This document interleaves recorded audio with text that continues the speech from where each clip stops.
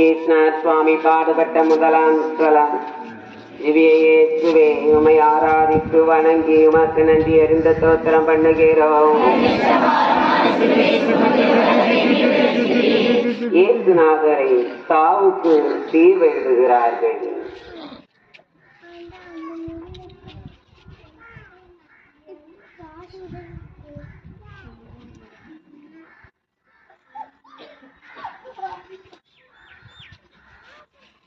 இன்று தீர்ப்புகள் பலவை.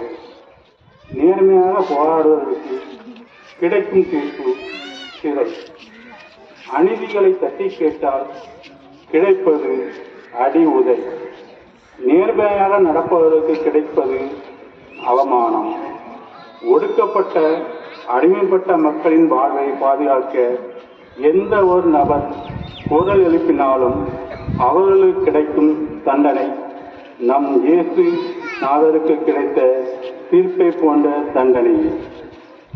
தீர்ப்பிட உன் கையில் அதிகாரம் இருக்கும்போது கையூட்டு பெற்றுக்கொண்டு திருடர்களையும் அயோக்கியர்களையும் பிரதமர், முதல்வர், எம்எல்ஏ, எம்பி, கவுன்சிலர், பஞ்சாயத்து தலைவர்கள் இவர்களை தேர்வு செய்து பலரின் வாழ்வை வீணாக்குகிறார். உண்மைக்காக மட்டும் தீர்ப்பிடு. அநியாயத்துக்கு தீர்ப்பிட நீ யார்? அநியாயமாக தீர்ப்புக்குள்ளான இயேசுவே, எங்கள் சொற்களாலும் செயல்களாலும் உமது சிலுவை தீர்ப்புக்கு காரணமாகிவிட்டோம். அடுத்தவர்களுக்கு எதிராக குற்றச்சாட்டுகள் கூறுவதை நிறுத்திக் கொள்ளும் மனநிலையையும் மன வலிமையும் எங்களுக்கு தாரும். ஆமென். எங்கள் பேரில் தயவாயிரும் சுவாமி, எங்கள் பேரில் தயவாயிரும்.